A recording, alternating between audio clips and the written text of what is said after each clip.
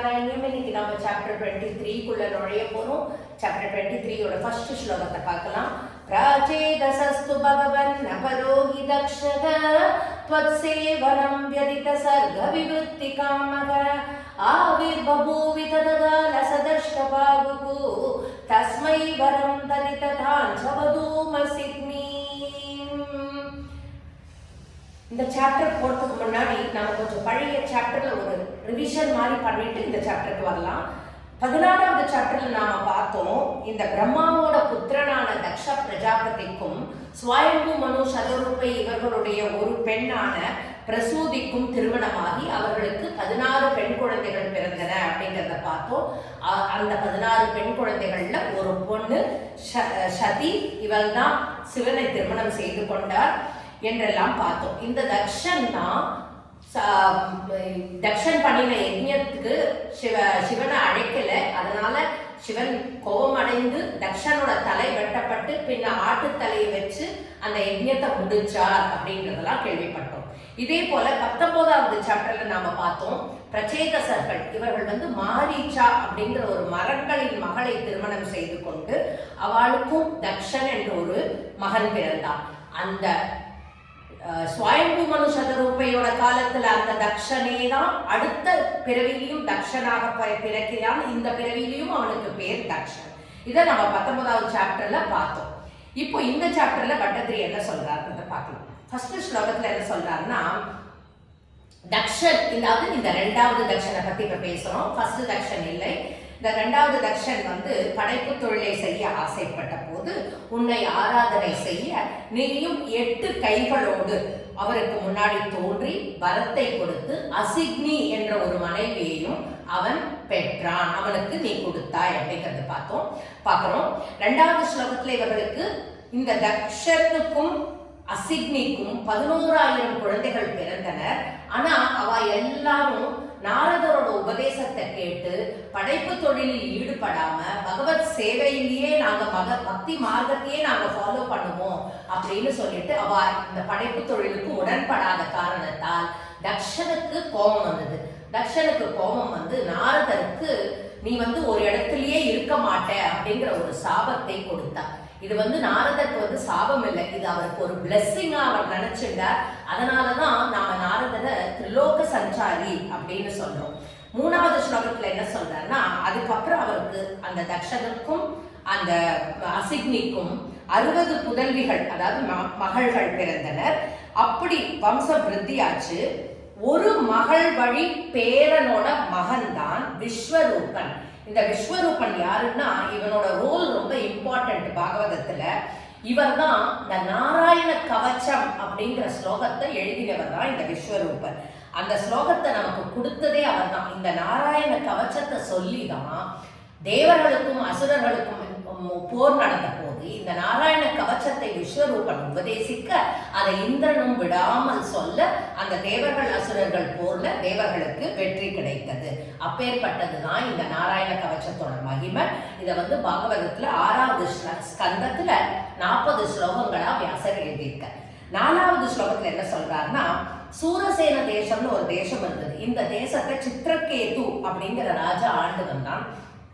இவனுக்கு நிறைய ஏகப்பட்ட பத்தினிகள், ஆனா ஒருத்தருக்கும் குழந்தை பிறக்கல. அதனால மனசு ரொம்ப உடைஞ்சு போனான்.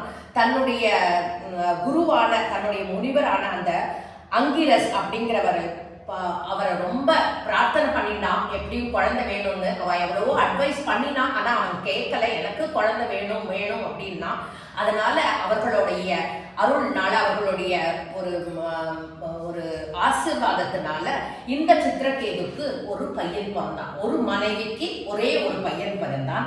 ஆனா என்ன ஆச்சுன்னா, மற்ற மனைவிமார்கள்லாம் அந்த மேல அந்த குழந்தை பிறந்தது இல்லையா, அந்த குழந்தை மேல பொறாம கொண்டு அந்த குழந்தைய கொன்னுடுறான். இதை கொன்ற உடனே அந்த சித்திரகேதுங்கிற ராஜா ரொம்ப மனசு உடைஞ்சு போய் வருத்தத்தோட ஒரு பித்தனை போல ஆனான். அப்போ 5வது ஸ்லோகத்துல சொல்றா, நாரதரும் அங்கிரசும் இவன் இப்படி இருக்கானேன்னு பார்த்துட்டு அவனுக்கு நிறைய உபதேசம் பண்றா. ஆனா அவனோட பித்தம் தெளியல. அந்த குழந்தை செத்து போன அந்த வருத்தத்துல அவன் ரொம்ப பைத்தியம் போல அலைஞ்சுட்டு இருந்தான். அப்போ நாரதரும் அங்கிரசும் என்ன பண்ணா, அந்த செத்து போன குழந்தைய, அந்த ஜீவனை உயிர்ப்பிச்சு கொஞ்ச நேரத்துக்கு உயிர்ப்பிச்சு கொடுத்த. உயிர்ப்பிச்சு கொடுத்த உடனே அந்த குழந்தைகிட்ட பார்த்து, உன் தந்தையை பார், அந்த குழந்தையை பார்த்து அங்கிரஸ் சொல்ற, உன் தந்தையை பார், ஒரு பித்தளை போல இருக்கிறான், அவனுக்கு என்ன சொல்ல அப்படின்னு கேட்க உடனே அந்த ஜீவன் வந்து அந்த நாரதரையும் அங்கிரசையும் பார்த்து கேட்டு, யாருக்கு யாரு தந்தை? அந்த உடல்ல நான் இருந்தப்போ அவர் எனக்கு தந்தை, இப்ப அவர் யாரோ நான் யாரோ அப்படின்னு சொன்ன உடனே சித்திரகேதுக்கு பித்தம் தெளிஞ்சுது. அவன் பித்தம் தெளியப்பட்டான். 6வது ஸ்லோகத்துல கண்டினியூ பண்றார். மனம் தெளிந்த அந்த சித்திரகேது நாரதரிடமிருந்து தத்துவ போதனையை எடுத்துக்கொண்டார்.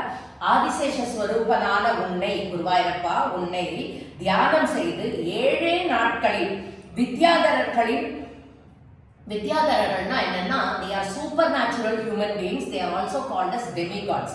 அந்த வித்யாதரர்களோட தலைவனாகி உன்னை சதா சர்வகாலம் ஆராதனை செய்தான் அப்படின்னு 6வது ஸ்லோகத்தை முடிக்கிறார்.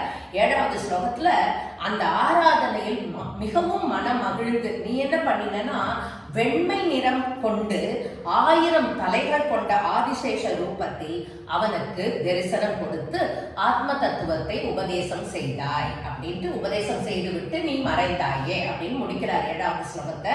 8வது ஸ்லோகத்தை சொன்னால், அதற்கு பிறகு சித்திரகேது சுகமாக லட்சக்கணக்கான வருஷங்கள் உன்னை துதித்துக் கொண்டு இன்பமாக வானத்துல அப்படியே சஞ்சாரம் செய்து கொண்டிருந்தான். அப்படி அதே 9வது ஸ்லோகத்துல சொல்ற, அப்படி சஞ்சாரம் செய்து கொண்டிருந்த போது அந்த கைலாச மலையை அடைந்தான். அங்கு சிவபெருமான் வந்து தேவர்களுக்கெல்லாம் ஒரு தத்துவ உபதேசம் செய்து கொண்டிருந்தார். அந்த சமயத்துல பார்வதி வந்து பரமேஸ்வரனோட மடியில உட்கார்ந்துருக்கிறத பார்த்துட்டு சித்திரகேது வந்து ஏளனம் பண்ணான். சிவபெருமானையும் பார்வதியையும் ஏளனம் பண்ணான், கிண்டல் செய்தான். கிண்டல் செய்த உடனே சிவனுக்கு கோபம் வரல, ஆனா பார்வதிக்கு கோபம் வந்தது. அவனுக்கு சித்திரகேதுவுக்கு சாபம் கொடுத்தார். என்ன சாபம் கொடுத்தாள் பார்வதி தேவினா, நீ அசுரனாக பிறக்க கடவுது அப்படின்னு சாபம் கொடுத்தார்னு 10வது ஸ்லோகத்துல சொல்றார். அதன்படி இவன் இந்த சித்திரகேது விருத்ரன் அப்படின்ற அசுரனாக பிறந்து இந்திரனோட நடந்த போர்ல அசுரனாக இருந்த போதும், யாரு இந்த விருத்தர், அசுரனாக இருந்த போதும் இந்திரனுக்கு பக்தி, ஆத்ம தத்துவம் இவைகளை பற்றியே பேசிக்கொண்டே இந்திரனோடு போரிட்டான். அந்த மதிமயக்கத்தை நீக்கி, அதே போல இந்திரனோட மதிமயக்கத்தை நீக்கினான். அசுரனாக இருந்த போதும் ஆத்ம தத்துவத்தை, பகவத் பக்தியை எல்லாம் பேசியே இந்திரனை மதிமயக்கத்தை நீக்கினான். நீக்கிவிட்டு பகவானின் பரமபதத்தை அடைந்தான். இந்திரனால் கொல்லப்பட்டு பகவானோட பரமபதத்தை அடைந்தான். 11வது ஸ்லோகத்துல தன்னுடைய மகன் விருத்தன் வந்து இறந்த உடனே அசுரர்களின் தாய் யாரு, திதி தேவி கஷ்யப்பரின் மனைவி. இவள் வந்து பல மனைவிகளில் ஒருத்தி இந்த திதியும். இந்திரனை கொல்ல முயன்றாள். ஏன்னா தன் பிள்ளையை கொண்டுட்டாங்க இல்லையா, அதனால இந்திரனை கொல்ல முயன்றாள். அதற்காக தனக்கு ஒரு புதல்வன் வேண்டும் என்று தன் கணவனான கஷ்யபரிடம் கேட்டுக்கொண்டான். இந்த இந்திரனை கொல்லறதுக்கு எனக்கு ஒரு பிள்ளை வேணும் அப்படின்னு கேட்டபோது அவர் வந்து கஷ்யபர் வந்து அவளுக்கு ஒரு நோன்பை ஆராதிக்க சொல்லி கொடுத்தார். அந்த நோன்பு செய்யும் போது அவன் ரொம்ப ஸ்ரத்தையா தான் பண்ணினான். ஆனா ஒரே ஒரு நாள் ஒரு சின்ன தவற பண்ணிட்டான். அந்த பண்ணின உடனே அவ பண்ணின நோன்போட ஃபுல் அந்த பவரும் போயிடுத்தான். அது வந்து it worked in favour of Indran அப்படிங்கிற, இந்திரனுக்கு அகைன்ஸ்டாக அவ பண்ணின இதுல 49 மெடிசன்ஸ் டு கில் இந்திரா, இந்த மருந்துகளும் இந்திரனுக்கு நண்பர்களாக ஆகிவிட்டனர். அப்போ இந்திரன் காப்பாற்றப்பட்டான் அப்படின்னு சொல்லி அழகா இந்த சித்திரகேது சரித்திரத்தை இந்த 23வது சாப்டர்ல பட்டதிரி அழகா சம்பூர்ணம் பண்றார். கோபிகா ஜீவன ஸ்மரணம் கோவிந்தா கோ